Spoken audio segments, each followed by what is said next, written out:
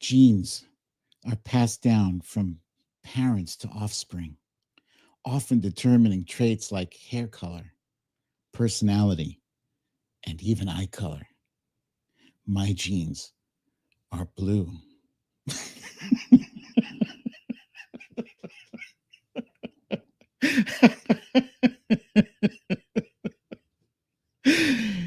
Ladies and gentlemen, that was my rendition of the Sydney Sweeney, the Sydney Sweeney American Eagle jeans ad that supposedly has everybody in an uproar.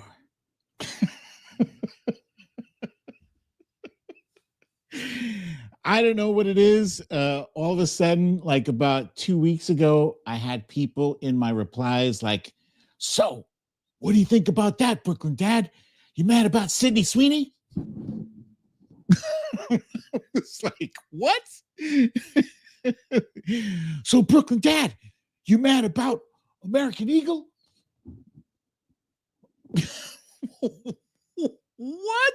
I had to go research and find, first of all, what is American Eagle? I'd never heard of American Eagle before. And then I had to find out, why was I supposed to be mad about Sydney Sweeney? And apparently she made an ad about blue jeans.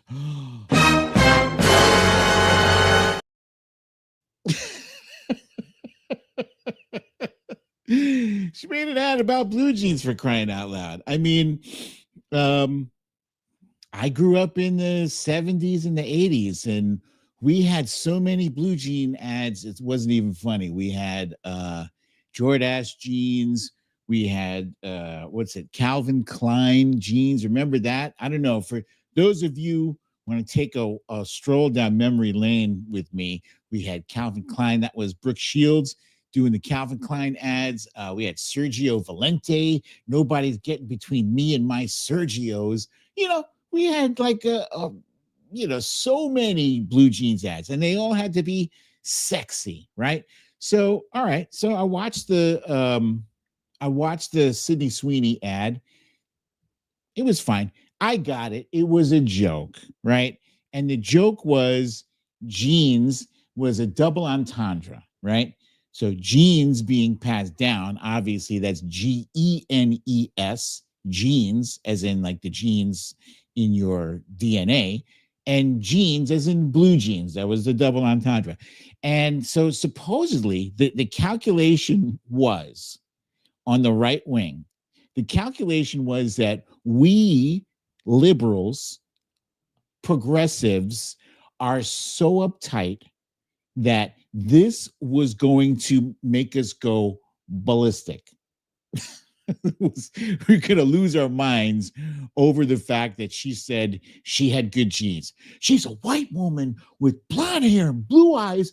How dare she say she has good genes? You know what? Plenty of people have good genes. I get it. There is a whole dark, sinister past having to do with genes and something called eugenics. But guys, I'm here to tell you, we have to calm the fuck down, right? Everything ain't always that deep. Sometimes we have to be able to laugh at ourselves and at each other, right? The genes thing is ridiculous. There's so many more things that are dire and essential for us to be concerned about, like the fact that the president of our country wants to turn the White House into a dictator's palace. Doesn't look like he plans on leaving. Another thing is that he wants to forcibly solidify his power. Democracy be damned. And this same person looks like he's pulling strings to make life easy on a sex trafficker. So, with all that in perspective, an ad about blue jeans is so far down the list of things that I'm concerned about. It's not even funny. So as far as the rest of that stuff, I'm ready to get into it. Are you? Let's go.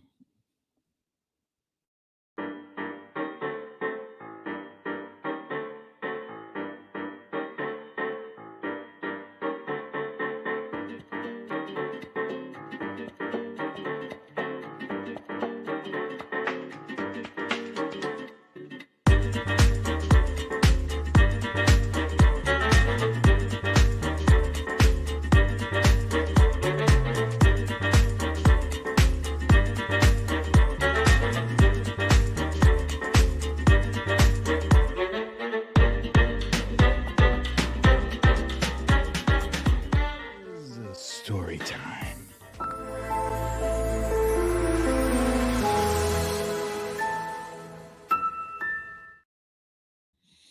Welcome, ladies and gentlemen, to another episode of Storytime with BDD. I'm your host, BDD, aka Brooklyn Dad. Yes, I have removed the wig because it's itchy, and frankly, I think it makes me look more like Dog the Bounty Hunter and less like Sydney Sweeney.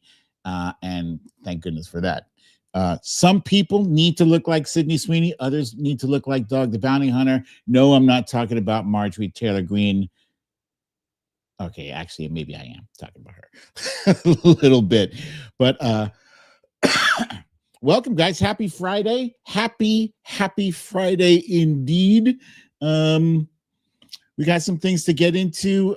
First, before I forget, let me wish our friend Sandra from Paramount, California, a happy 49th wedding anniversary. She and her husband celebrated yesterday. So happy 49th to you, Sandra from Paramount, California. And I hope the rest of our buddies, our friends, can join in congratulating you for that incredible milestone. 49 years. That's almost a half century. That is amazeballs. And speaking of amazeballs, here's our friend Zelda. Thank you so much, my friend. Thank you so much. We really super duper appreciate you for that tremendous donation to the show. Thank you so much for that.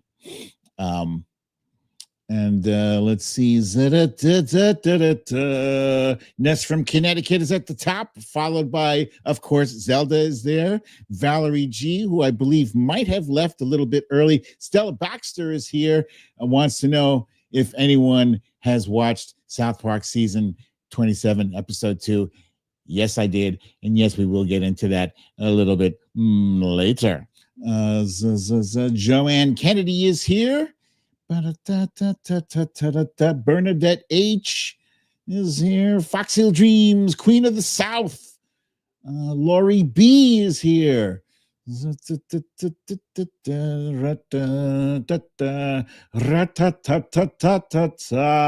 Oh, do da day. Monique Lee is here. Candace GT is here. Sharon Landry is here. Shelby, welcome. Shelby is here. Space Roadster 5 says, oh wait, he had a better comment later on there. Let's see.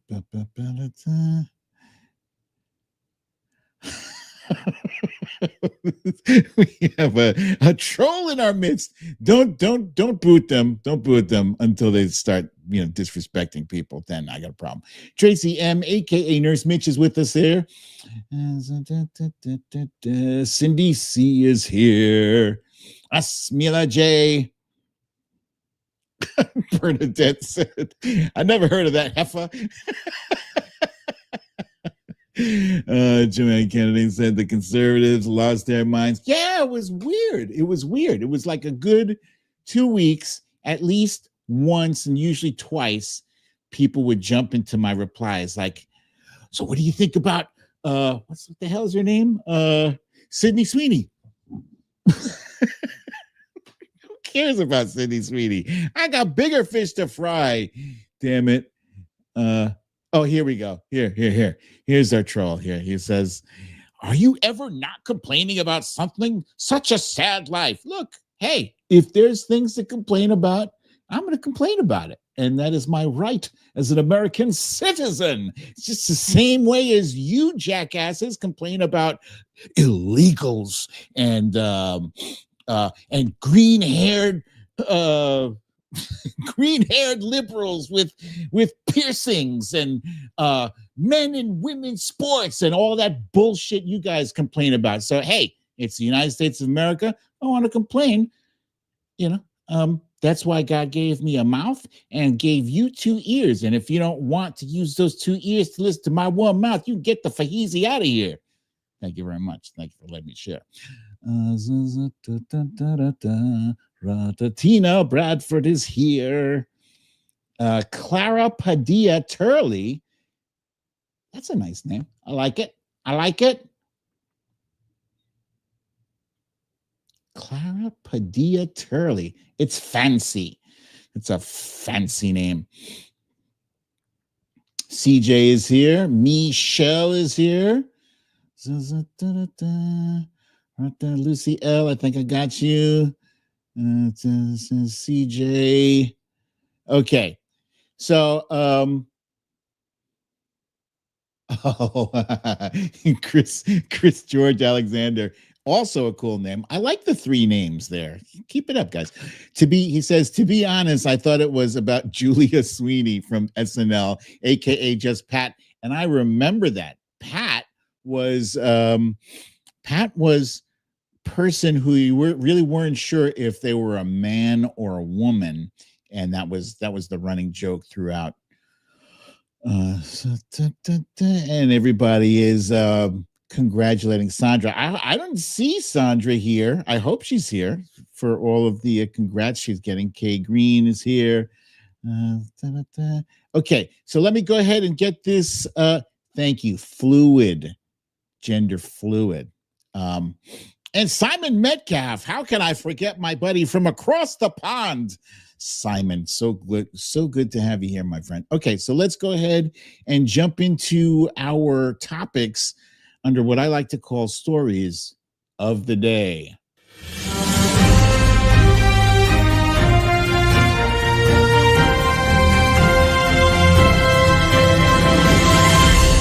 Stories of the day. Stories of the day. Okay, so our main graphic for the day is our title slide is Trump's dirty jeans. You see what I did there? Dirty jeans, you get it. The Epstein strategy meeting. I did have fun photoshopping my face over Sydney Sweeney's face. It's a little weird with the beard there, but actually, I think I could pull off a wig like that. I think I did. I think I could. Teacher Laurie G is with us there too. Wait, did I see Punxsutawney Mo is here? Let me find out. There's the Trump Reaper is here. Hey, Punxsutawney Mo, what's up, my friend? And Jeffrey Plank says it's his first time here. Welcome to Jeffrey Plank. Glad to have you there, my friend. All right. All right, let's see what we have here. Oh, okay. Here's the big story. This is, in my opinion, the main story. Texas Democrats break quorum and leave state to prevent Republican gerrymandering scam. I love it. I love it for a number of reasons. And this should only be one arrow in our quill. We'll need many arrows between now and Election Day 2026 in order to get the job done. But it's time to fight. And when I say fight, I don't mean literally, I mean figuratively. And unfortunately, I have to say that because there's some knuckleheads like they'll say, hey, Brooklyn Dad was calling for incitement. No, I'm not. It's a figurative fight. See the difference. And of course, in the Epstein front, J.D. Vance tried to pull a fast one and denied that he and other high-ranking Trump officials were going to meet to discuss the Epstein situation, when in fact they did. And he just was like, are you going to meet at your residence? And his answer was, no, of course, we're not going to meet at my residence to discuss the Epstein situation. They ended up meeting at the White House. All right. And last but not least, we have Trump's dumbest comment of the week. And as you know, that is always stiff competition to decide which is the dumbest thing he has said, because he says so many of them. You need one of those clickers, a clicker to keep track of them. And before we forget, please make sure you hit the like button. Looks like the thumbs up there. Everybody here, if even you who are watching the replay after the fact, make sure you hit that, please. Hit that, hit it. Also, the subscribe button, if your first visit here, lower right corner of the screen, please do it. Do it now. Don't wait. Do it now. My Substack for this week is Democrats, It's Time to Get Dirty. And I did write this, mind you. Wait, did I write this before they left? No, I think I wrote this as Democrats were like taking a powder and leaving to go where they went. Democrats, it's time to get dirty. How to beat Trump and win back America. Forget the rules. Republicans already did. Here's how we fight back and save democracy. And friends, let me tell you, when I wrote this thing, I was inspired. I was angry for some reason. I don't remember why, but I was angry. I was so angry. I was typing and it was like banging the keys. You could hear the keys going clack, clack, clack, clack, clackety, clack, clack, clack. I was mad. All right, so let's see. Let's take a peek. I'll give you a peek at what I have written. Excuse me. Okay. Democratic Party approval ratings are in the sewer at 19%, so you really have nothing to lose. This is me talking to the Democratic Party. Like when you're ranking down there somewhere in popularity near lice, head lice and syphilis, it's, you got nothing to lose. So it's time to go for broke. Voters want to see you stand up and fight. No harshly worded letters, as Senator Schumer did. No silly IG posts or photo ops. Just a proper street brawl. And again, let me say, when I say that, I mean it figuratively, not literally.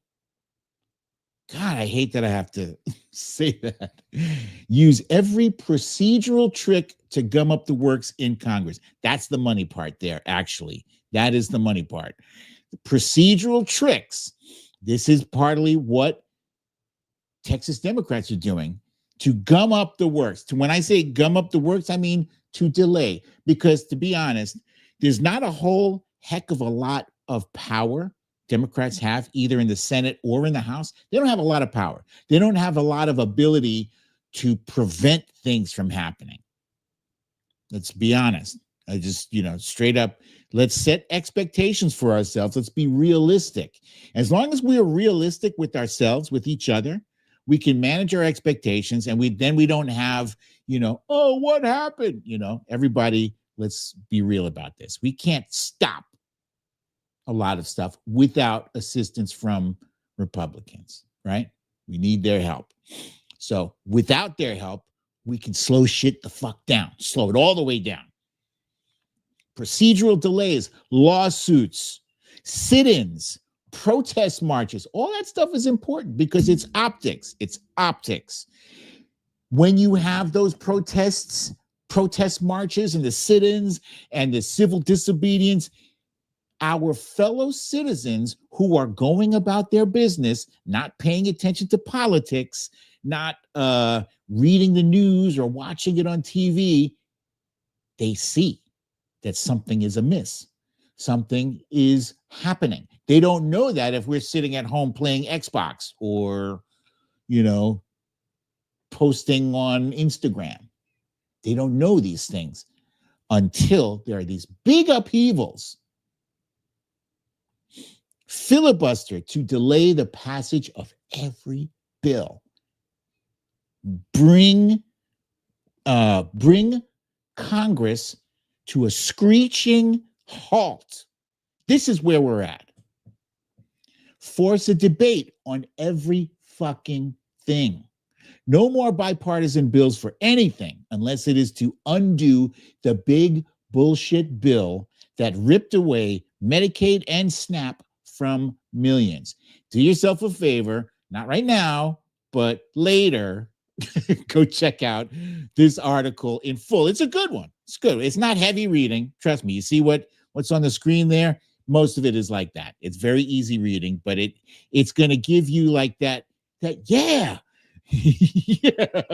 And all I ask is for an amen. And if you care to subscribe, become a paid subscriber and support my creation of these things, I would also appreciate that too.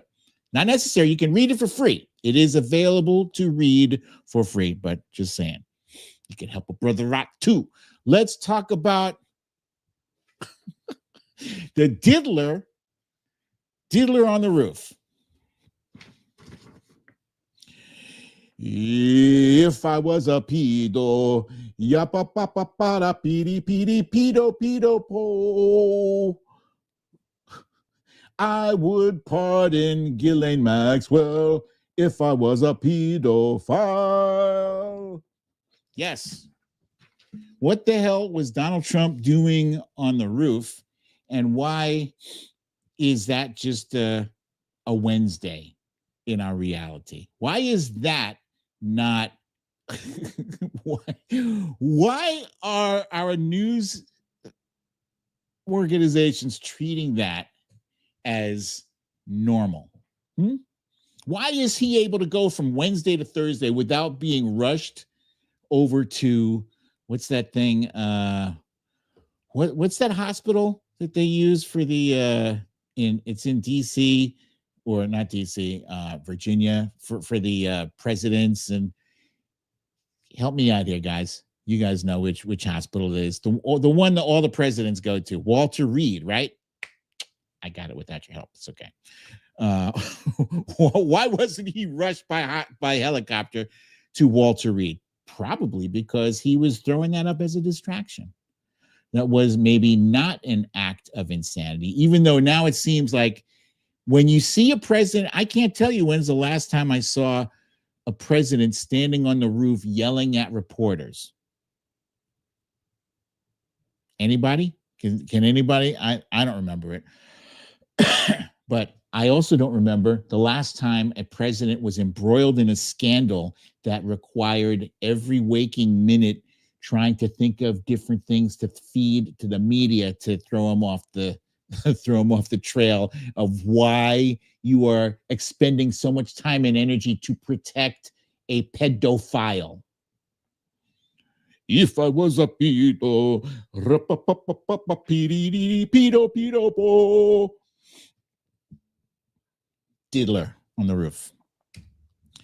And he is also spending time and money redoing the White House in dictator chic. Yeah, with this gilded, I think that this is what is called gilded, right? With this gold leaf thing put on everywhere. It's gaudy. It's gross. It's why? What is the purpose?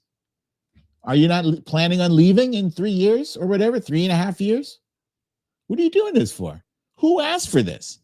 And why are you doing this? Why are you planning on building a $200 million ballroom that nobody asked for? Where the hell is Doge with their waste, fraud, and abuse, right? You're busy cutting essential things like USAID and cutting PBS. PBS is no more. They cut PBS, NPR.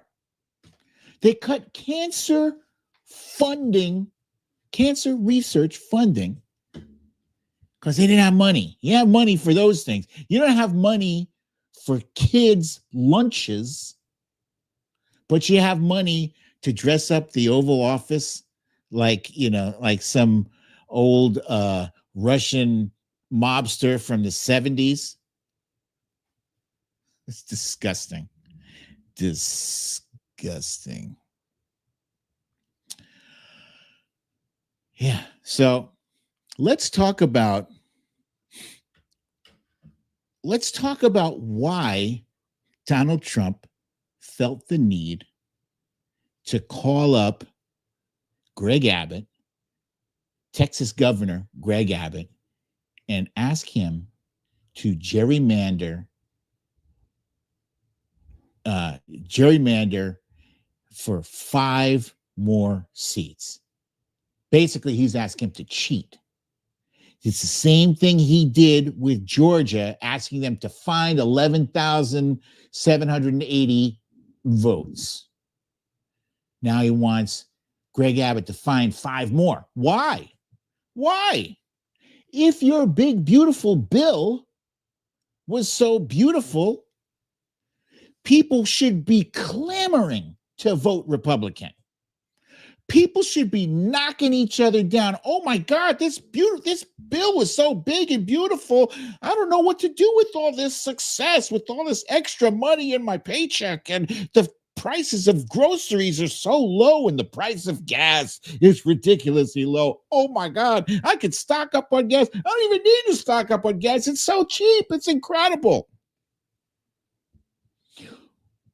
Why do you need to cheat if your big, beautiful bill is so big and beautiful? Well, clearly, you were sending a message that your big, beautiful bill is nothing of the sort. In fact, you've cut Medicaid, you've cut SNAP, you cut a whole shit ton of things that people like and need. So you're scared. That is what is happening. Trump is already scared that he's going to lose Texas, in the midterms. He's scared about the midterms already. It's not even November 2025 yet, and he's already freaking the fuck out, trying to reset the districting table in the middle of the decade. This is something that is only done at the beginning of the decade. That's it. They don't do it mid-decade. They don't redistrict. They don't gerrymander in the middle of a decade. You don't. You do it after the census every 10 years. Something is up. He's read the tea leaves. You can see, as Fox Hill Dreams says, his numbers are in the shithouse. Numbers are in the shithouse. So he calls up Greg Abbott. Greg, I just need you to find me 5 more seats. 5 more seats. So, the plan is out there. Texas Democrats got wind of it, and they're like, no, thank you. And they all bounced. They took off. This was a coordinated act, I believe. It must have been, They all bounced. And so as a result, the Texas House needs a certain number of, I believe it needs a certain number of Democrats present in order to have a quorum, in order to finalize their vote. I'm not exactly sure how long, I'm not exactly sure how long they can stay away from Texas. I know that they are now on the hook, for a daily $500 fine. Just today or yesterday, they announced that they were going to be withholding their paychecks, which amounts to a whopping, I think, $600 a month. $600 a month. That's not going. That's paying some utilities, maybe. $600. So petty. But yeah, they're withholding that too. And they've also enlisted the FBI. Now, that again smacks of desperation because the FBI can't do shit. It's a state issue. It's not federal. The FBI, it's in the name. It's FBI. It's the Federal Bureau of Investigation. You want to fucking waste their time? You want to take the FBI away from tracking down terrorists, tracking down gangs, and set them after lawmakers? That's what you want to use the FBI for? Here, Sharon Landry is the quorum call lasts until August 17th. Hey, August 17th. Fun fact, August 17th is my sobriety day. It is the day that it will be 22 years clean and sober, and it will be what is this, 25? So I think either 3 or 4 years without smoking a cigarette. So it's a big day for me. Thank you for that. But the GOP can always call another one. Yeah, okay. So thank you for that, Sharon. Lucy L says troll alert. Let's see. I don't see a troll. If he's bugging you, you can bounce him. I'm not seeing it, but yeah, if anybody is interrupting the enjoyment of the show, please have them leave. Show them the door. Okay, so anyway, here I was talking about the Texas Democrats leaving, which I love. It shows that they're unified. First of all, they had a plan. Secondly, and thirdly, it is doing exactly what I said. It is slowing shit down. Now, ultimately, they are going to have to come back. They can't stay right now. They're in, I believe they're in Chicago. Some are in Chicago. Some might be in New York. I don't know. But yeah, the J.B. Pritzker, who is a billionaire with the B, J.B. Pritzker is a billionaire, the governor of Illinois, and he owns a bunch of hotels. I think they're Hyatts. They're either Hyatts or Hiltons. I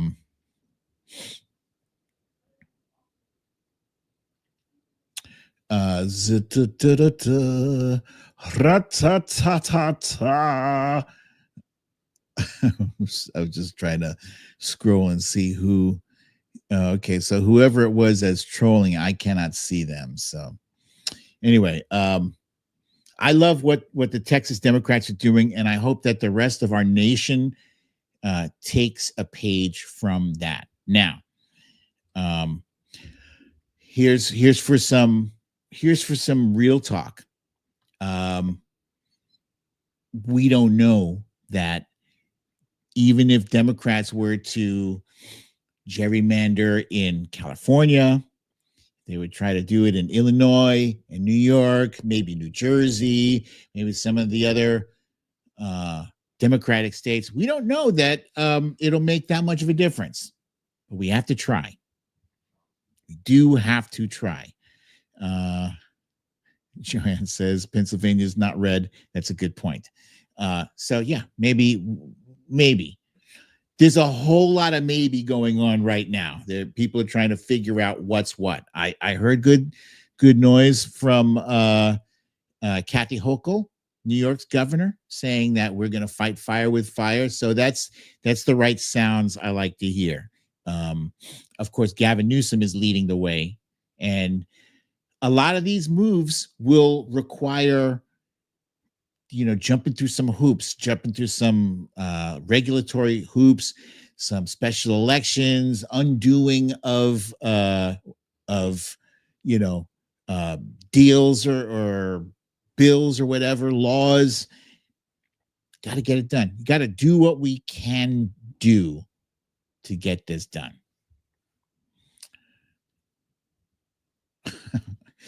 Sharon says, Maine is Susan Collins, but she is concerned about the election. She is concernicus.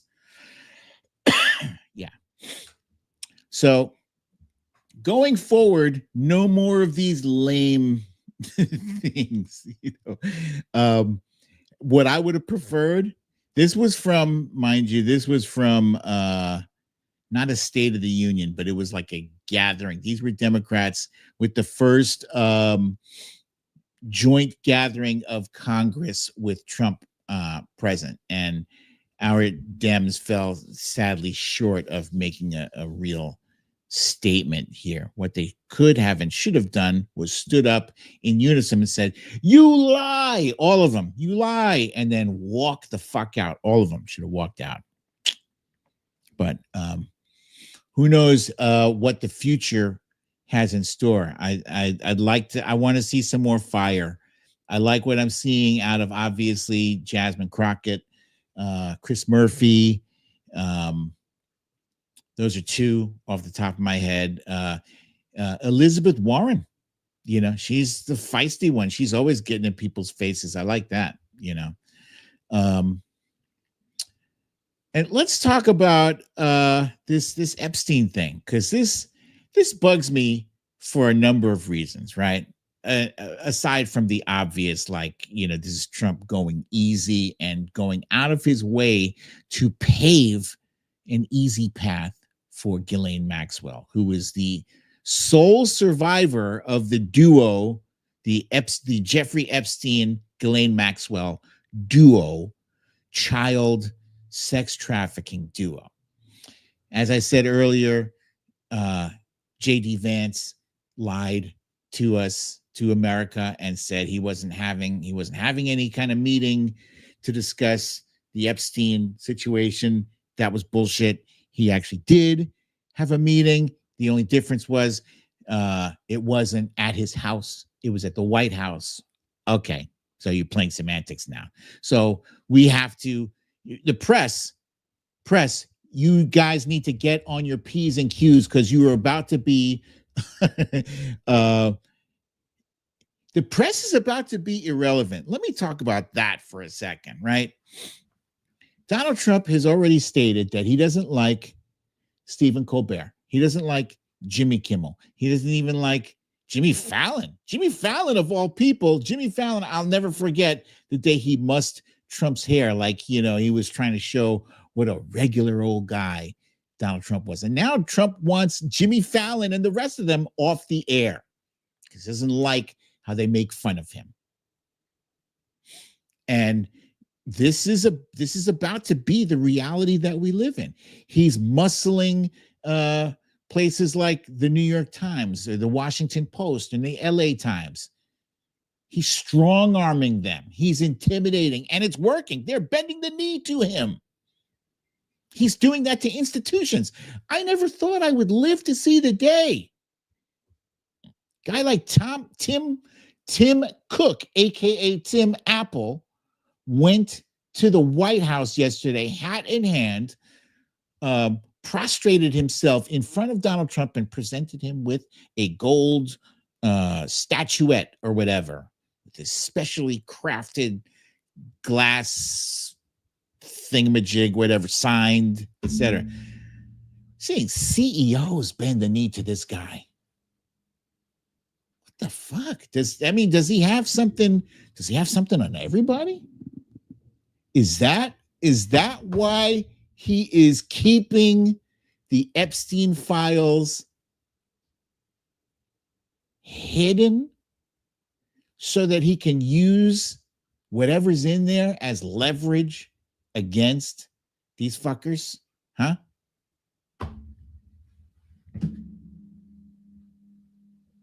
Nobody knows. I don't know. You don't know, but I do know for a fact that that it is very suspicious that he was talking about making the Epstein files public, about publicizing them, and then Pam Bondi briefed him, and told him that he was in the files, and then this whole story changed. Then now there's no longer a list. February, there was a list. February, Pam Bondi said, I'm getting ready to examine this list. And now there's no list.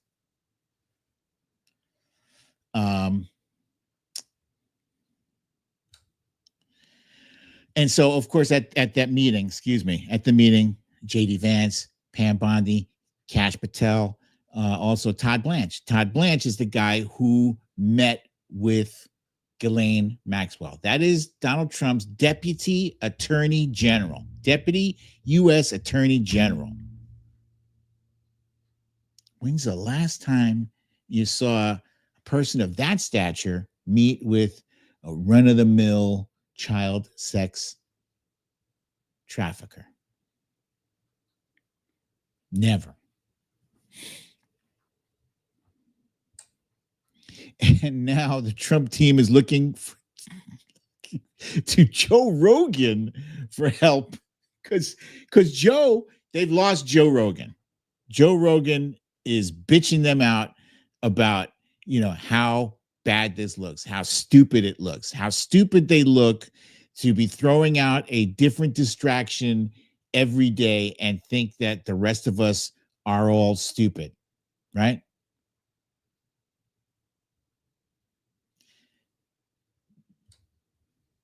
Even and I'm not promoting this woman, but even Candace Owens, really, she is probably one of the most reprehensible people on the internet right now. She's anti-Semitic, and she is just deranged, but she is beside herself with this. She says, don't even act surprised when Trump pardons Ghislaine Maxwell. That would just be foolish of you. And it says broken clock and all that. That means, even a broken clock is right twice a day. And let me just play this clip for you here. Here we go. Share that. Oh, I forgot to show you the Sydney Sweeney thing, but you've seen it already anyway. Nobody needs to see that shit. Yeah. Don't even act surprised when he pardons Ghislaine Maxwell. That would just be foolish of you, foolish of me to think that he's not going to pardon Ghislaine Maxwell. Okay. Trump is implicated by his sheer deceit right now in this moment. He is being so deceitful. It's incredible. And it seems to only be getting worse because now they keep pretending that they're trying to get to the bottom of everything, but they don't actually get to the bottom of everything. They actually seem to just be covering things up. They're making moves that only reveal a deeper cover-up. Trump, don't even act surprised when he pardons Ghislaine Maxwell. That would just be. Okay, so that's what she had to say about that.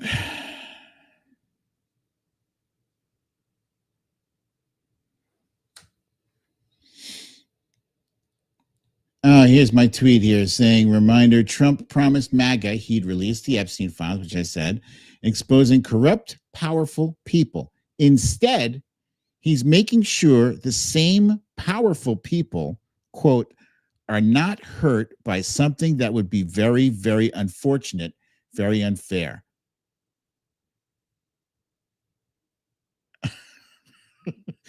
When I heard him say that, I was like, well, damn. Now it just seems like he is protecting the rich and powerful.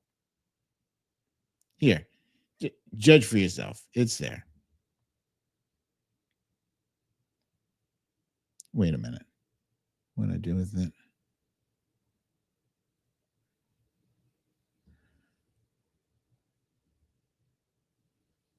Here we go.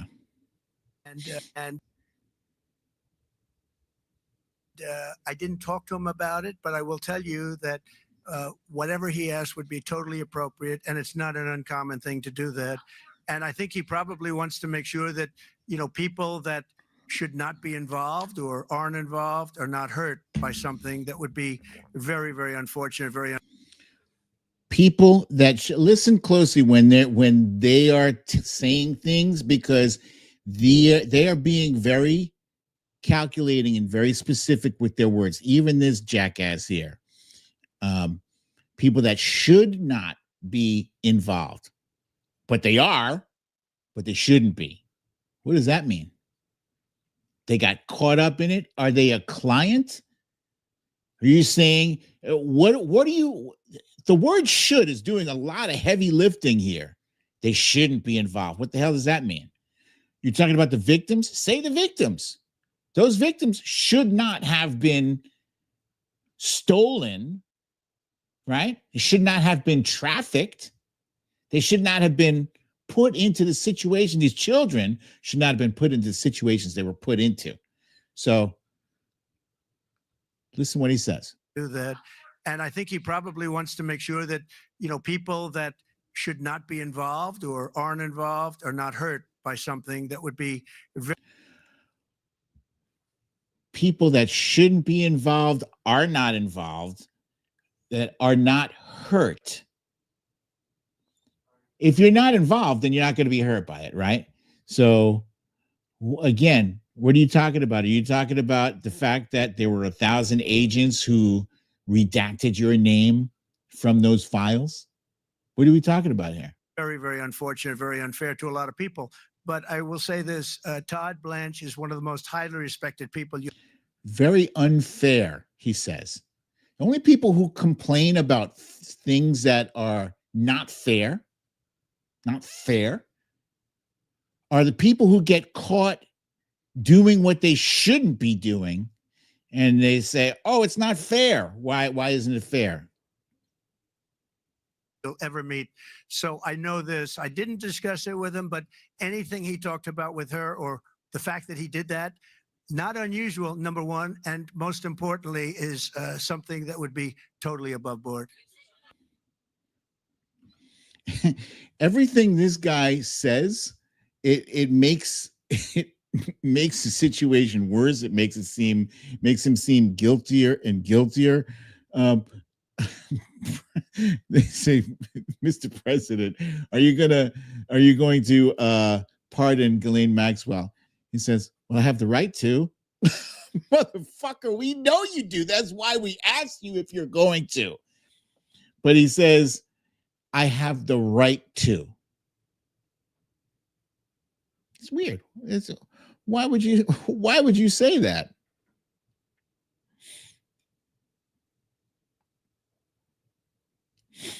And that leads me to this meme right here. Some of you might have seen this already. There is a super wealthy billionaire.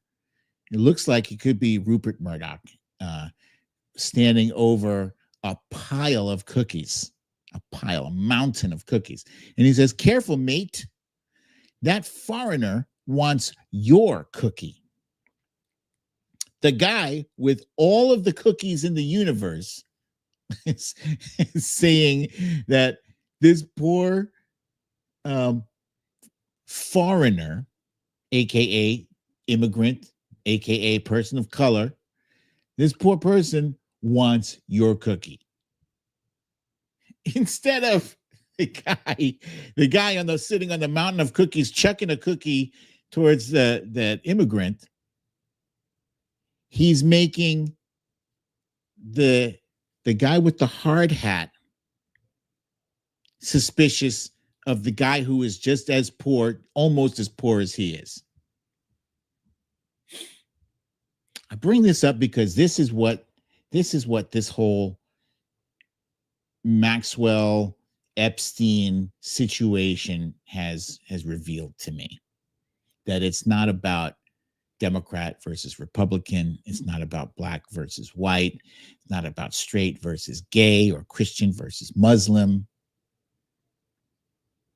It is rich versus poor. Always has been.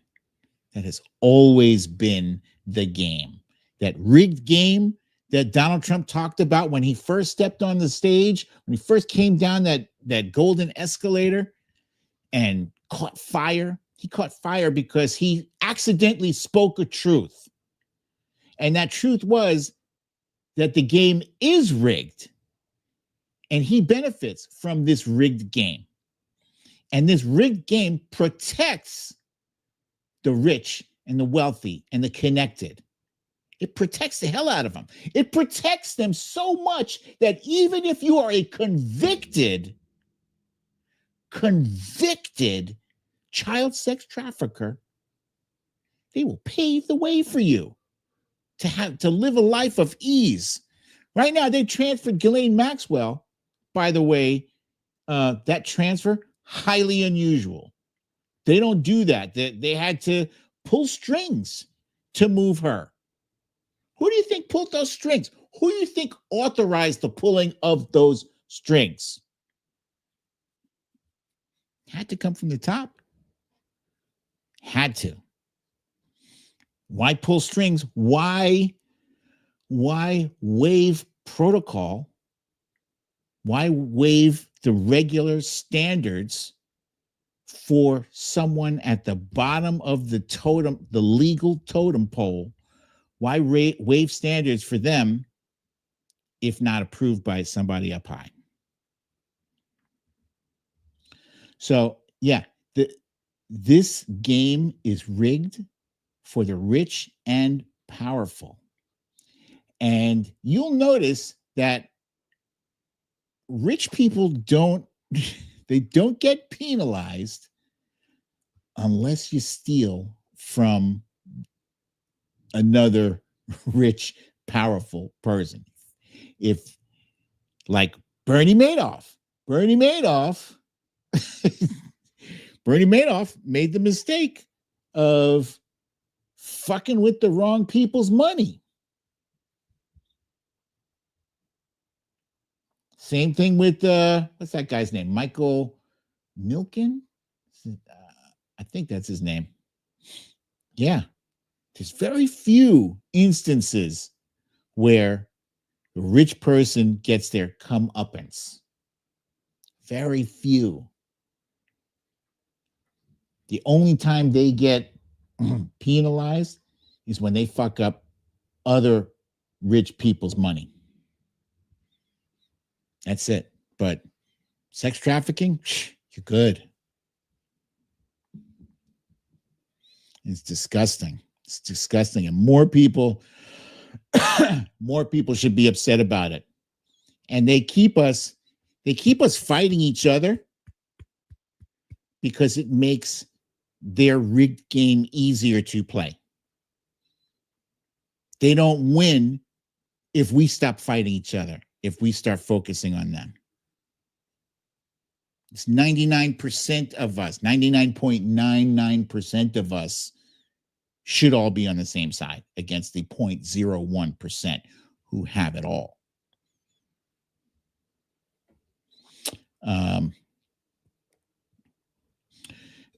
This week, the new episode of South Park came out, I believe, as I forget who brought it up there, but it was season 27, episode 2, and it featured it was an interesting storyline.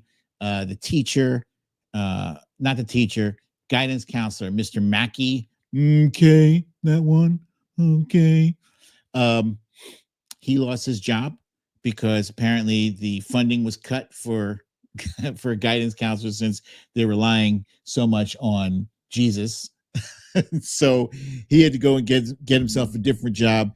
And then they have Trump dressed up as Mr. Rourke. For those of you who are old school like me, remember Fantasy Island? That was Ricardo Montalban. Welcome to Fantasy Island.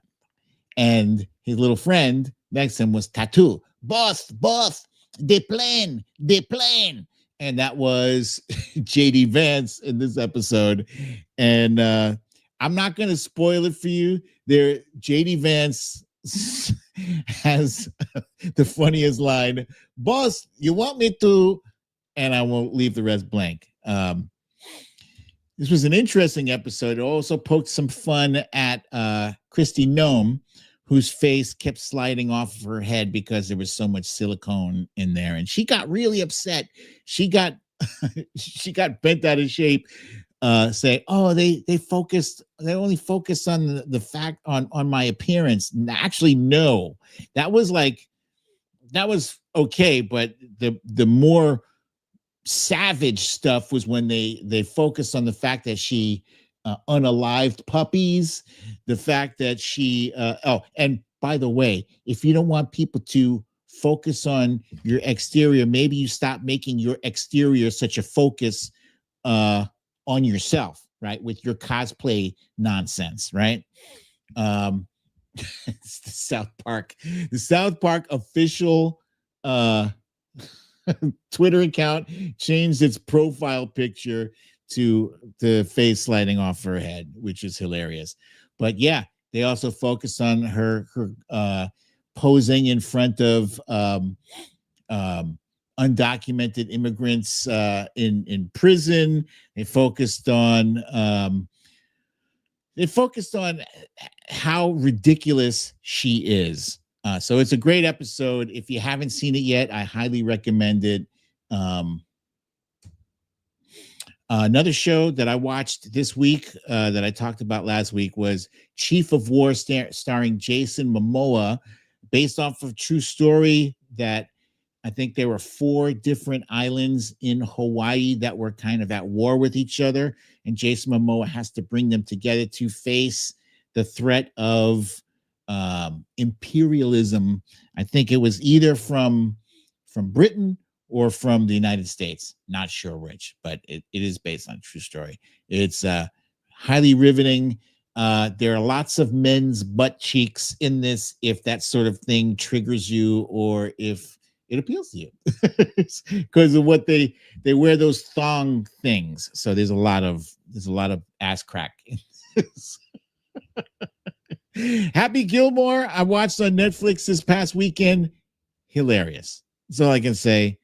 Hilarious. It's, turn your brain off, watch it. It's a lot of fun callbacks to the first one. This was good. It was good. It's not an Oscar award winning movie, but it was fun. It was exactly what it needed to be. A lot of fun.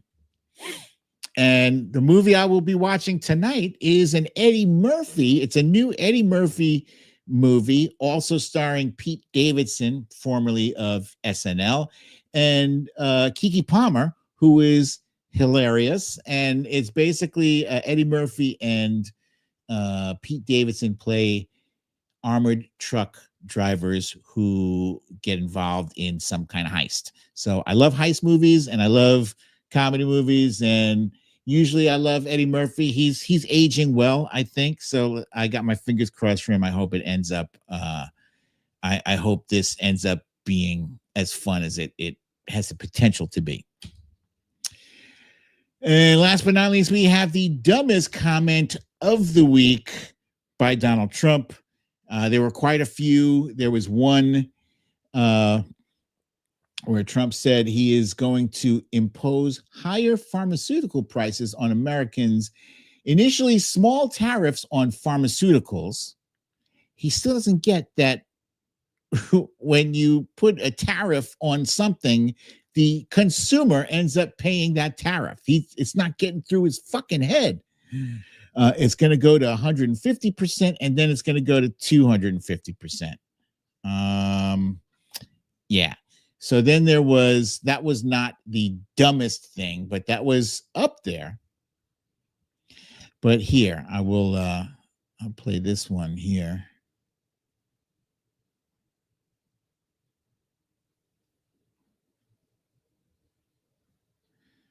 Here, absolute. Probably this could potentially be the dumbest thing he's said this entire year. Heading into midterms, what do they need to do? What can they do to, hold? Well, one of the things they're going to be talking about pretty soon are the tremendous drop in drug prices. We've cut drug prices by 1,200, 1,300, 1,400, 1,500%. I don't mean 50%. I mean 14, 100%, because we're going. Hill heading in some midterms. What do they need to do? What Let me just play it one more time in case you missed it. can they do to, you know, hold? Well, one of the things they're going to be talking about pretty soon are the tremendous drop in drug prices. You know, we've cut drug prices by 1,200, 1,300, 1,400, 1,500%. I don't mean 50%. I mean 14, 1,500%. Okay, so I'm not a math whiz, right? I'm not. But I do happen to know that if you drop something by 1,500%, then, well, those pharmaceutical companies are going to end up having to pay us money, right? So that doesn't make any sense. And the fact that he goes out there and says these things, it really makes you wonder, like, is he intentionally being stupid? Like, and why aren't the reporters like, sorry, Mr. President, but you just implied that with a 1,500% decrease in prices that these pharmaceutical companies will be paying the consumer. And for the drugs. What the fuck? Yeah. Bernadette says that math ain't mathing. Here we got Stella Baxter saying anything over 100% means that you get money back along with your prescription. Smilla J, the pharmacist will have to pay me, LOL. Indeed. And Lucy L wants to know, how did he graduate from any school? Is an excellent question. Excellent question. Nobody knows. I believe his teacher from the Wharton School said he was the dumbest goddamn student he ever had. So that's where we are, folks. Thank you for joining me for yet another episode of Storytime with the BDD. I'm your host, BDD, aka Brooklyn Dad. Do you guys have questions for me? What I tried to do this week, and I think I was a little bit successful. I tried to cut down my content a bit. Ultimately, I'm trying to get to that sweet spot between 30 minutes and 45 minutes. And I've run a little long, and I'm going to analyze what the hell I'm doing. I'm really trying to cut it down some. Let's see. Tracy M wants to know, did he really graduate? I mean, it's possible. Possible, but who knows? Like I said, this is a rigged game. So if you have money, you have options, you have access to options. And so sometimes, enough money, like if you donate enough money to have a wing named after you, then maybe your kid has to just show up and they automatically pass the course,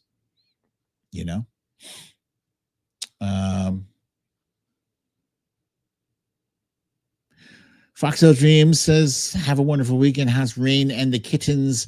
Rain is doing well. We had to take her to the doctor last week because she had some kind of rash on her back, and we wanted to make sure that she was okay. So we got her some anti-itchy medication, and the kittens are great. I keep forgetting one of these weeks I got to bring Sonny in here. Sonny is massive. He's humongous. He's this big. Oh, we just took Sonny to the vet yesterday for his 1 year appointment to get his shots and all that. He's 15 pounds. He's not fat. He's not a fat cat. He looks lean. He looks athletic.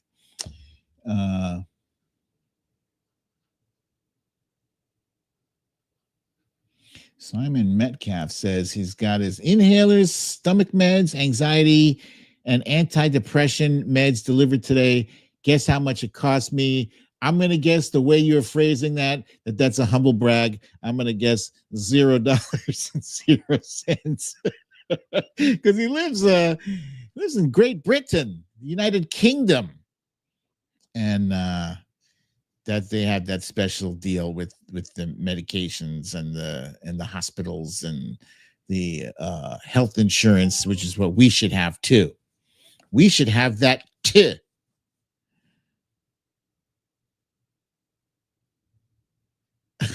I was correct. Oh, excuse me. £0.00, something like that. It's good for you, my friend. That's good. Yeah, we should. I'm not mad at you. I think we should have that here too. And eventually we will get there. We need to push for it. I know the insurance lobby is powerful. I believe if not our generation, maybe our kids, maybe our grandkids might have the wherewithal to push for that. The political courage to move that ball forward. Okay, guys, thank you so much for joining me again for another episode of Storytime with BDD. I'm your host, BDD, aka Brooklyn Band. As always, my friends, stay safe and sound. Take care of yourselves and of each other. And I look forward to seeing you here next time. Same time, same place. I love you all. Peace.